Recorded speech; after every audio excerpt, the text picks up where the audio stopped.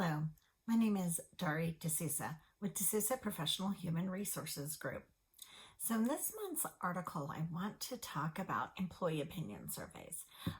A lot of companies do them, some form of a questionnaire, usually a confidential questionnaire, either paper or electronic, where different employees, associates, team members, staff can give feedback about the company, the operation, the benefits, the wages, the pay, all their boss, all sorts of different things. Really, a report card about how we're doing.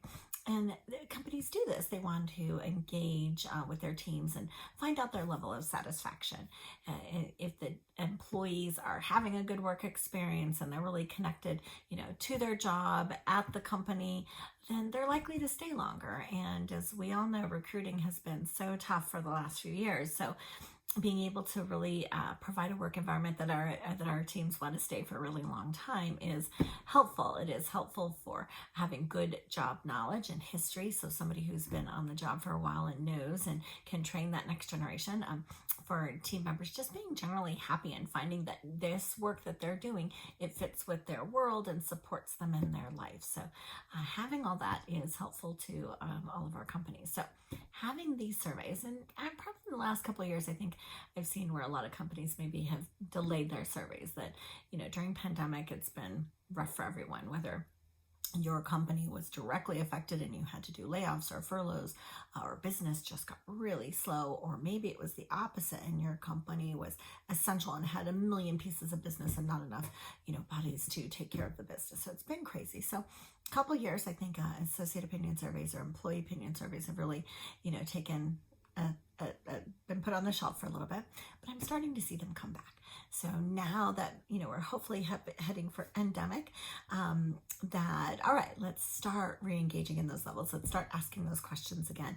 We've either reopened or revised our business and we're back on track. So we need to again check in with our teams to make sure, are they having a good work experience? So once you do the survey, here's the challenge. Now, what do you do with it? You get scores. You read the scores, you analyze the scores. Sometimes managers just spend a lot of time trying to figure out who said what. Don't do that.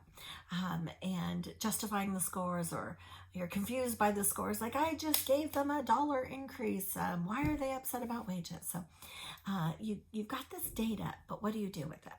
So here is a helpful idea, and this is what my article's about. So I do invite you to click on the blog and read the whole article if you're interested. But have conversations.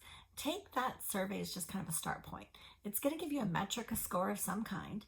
But if there's any scores in there are too low or took a downhill trend from the last time you took them, or you're just not even sure why it's giving you, why you thought you had corrected a situation and it didn't, have a conversation, have focus group meetings. So one thing that a lot of companies do will have follow-up sessions and tell the employees, hey, here's the survey results, here's the scores, here's how we did, here's the good things, and be very transparent. Here's the things we didn't go good on. And we want to do better. So we want to ask you these questions, have some conversations, want to get more information so we can do better. If you would like help further discussing how you can improve your employee opinion survey process, please again read that full article for more ideas, or reach out and let's talk.